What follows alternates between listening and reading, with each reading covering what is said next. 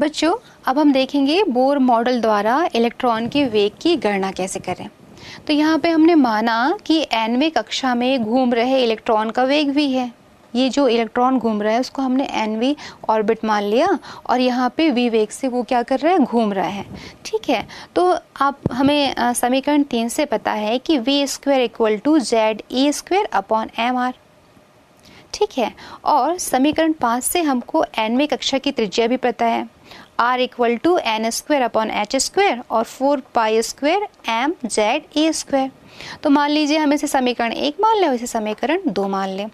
तो समीकरण 2 की मान को हम समीकरण 1 में रखेंगे।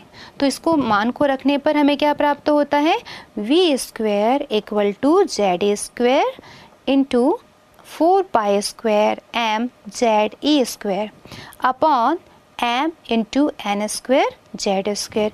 ये ऐसा पलट जाएगा, यहाँ पे हमने इसको रख दिया वहाँ पे। अब देखिए इसमें कुछ कैंसिल हो रहा है क्या? हाँ, यहाँ पे m यहाँ भी है और m यहाँ भी है, तो ये हमारा कैंसिल हो गया और बचा क्या, v square equal to 4 pi square Z square और e का 4 e की घात 4 upon N square H square. या फिर हम इसे कैंसिल कर दें 2 से, तो v इक्वल टू हमें प्राप्त हो जाएगा 2 पाई Z E square upon N H. ठीक है, अब ये तो हमें प्राप्त हो गया कि इलेक्ट्रॉन का वेग जो है वो इतना है। ठीक है, इलेक्ट्रॉन का वेग इतना हमें प्राप्त हो गया। अब जैसे हम हाइड्रोजन परमाणु के लिए वेग निकालना चाह रहे हैं, तो हाइड्रोजन परमाणु के लिए हमको पता है कि Z का मान क्या होता है, उसका परमाणु क्रमांक 1 होता है। तो रखें इसमें, तो ये 1 हो जाएगा, तो बचेगा क्या, v equal to 2 pi A square upon N H.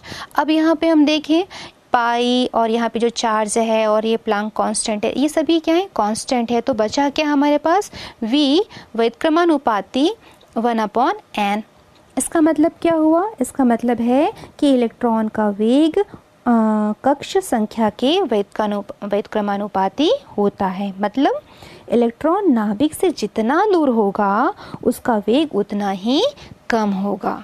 तो इस प्रकार से हम बोर मॉडल द्वारा इलेक्ट्रॉन के वेग की गणना कर सकते हैं।